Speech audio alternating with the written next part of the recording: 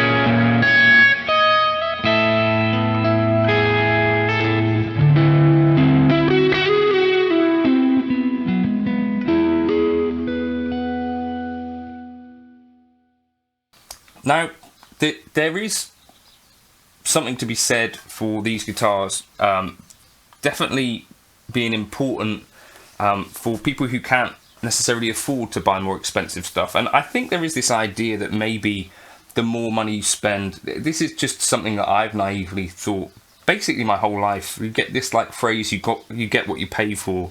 I don't think it's ever been less true than it is at this point, really. Cost, and Rob Chapman did a video on this, didn't he, talking about that sort of idea about the harsh truth about guitars being made where they are. The price is kind of arbitrary in a lot of ways, and it's kind of more important where these things are made is what ends up reflecting the cost, or where they're being sold or who they're being sold by. For instance, you know, if you buy a guitar directly from Cort, even made in the same factory as Ibanez, if it says Cort on the headstock, half the price. If it says Ibanez on the headstock, double the price. And that sort of thing, you know, scales all the way through the industry, right? But really, I kind of just took a look at this and looked at some of the Chinese factories, that this sort of thing. So this is an artist guitar that they're being made, and at this point they're pretty substantial units, and I think this is a Chinese one.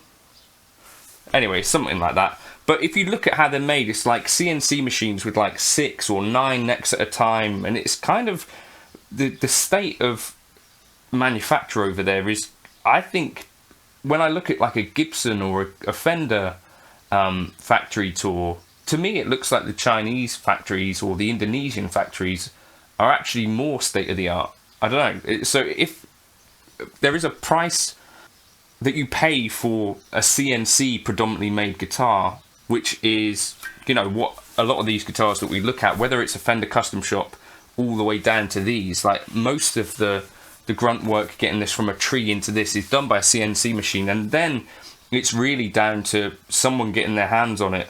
And I think that's what is kind of ramped up at this point in the factories over there, is that over time you basically upskill a factory, and if you build enough guitars for a long enough time, and I think there might be some stuff around, like it looks to me like if you look at some older pictures of factories over there, they look like how you'd expect to some extent, like a little bit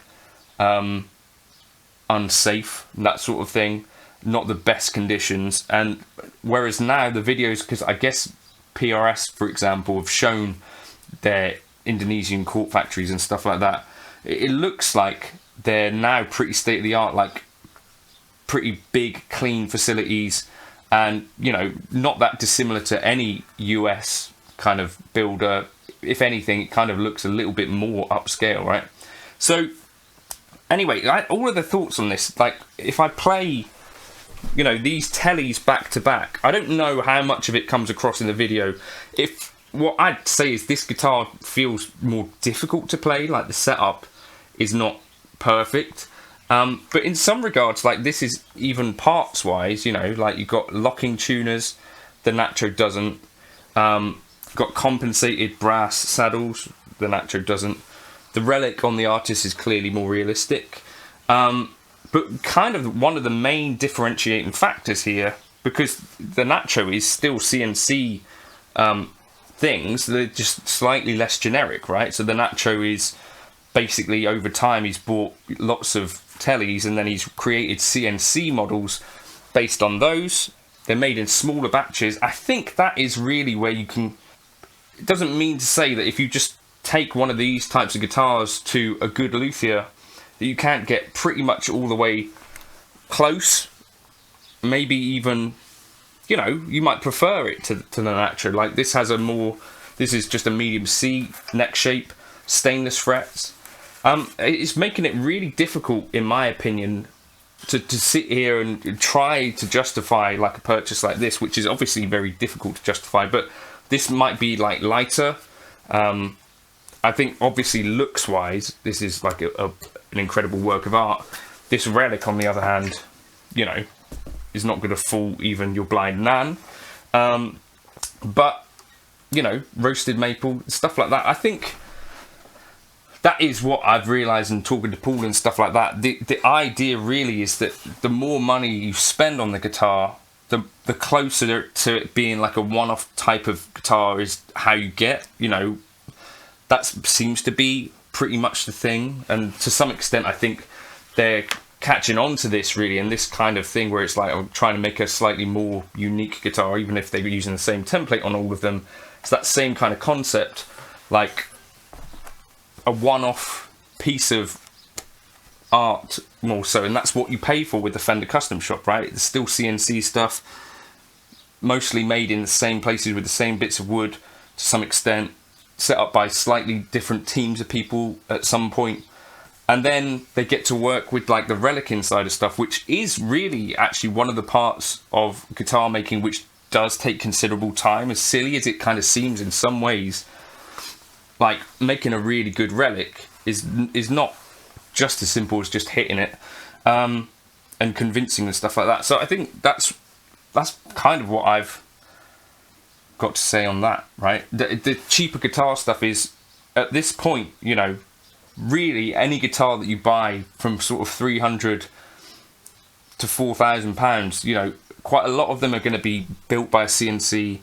It really does come down to how many sets of hands have you had on it, what sorts of wood were they choosing at the time, which can be a total random sort of occurrence, right? Because if they're not weighing each body individually because they're building at massive scale, it's all going to be a massive sort of variation. Like, you have no idea what that guitar might end up like. It could be a really heavy plank of wood, it could be a really, really light piece of wood. You know, the shapes will all be the same, the specs will all be the same, the setup will be probably within a certain tolerance, but there's no reason that a guitar like this couldn't get you just as much joy, pleasure, and all of that sort of stuff as a way more expensive thing.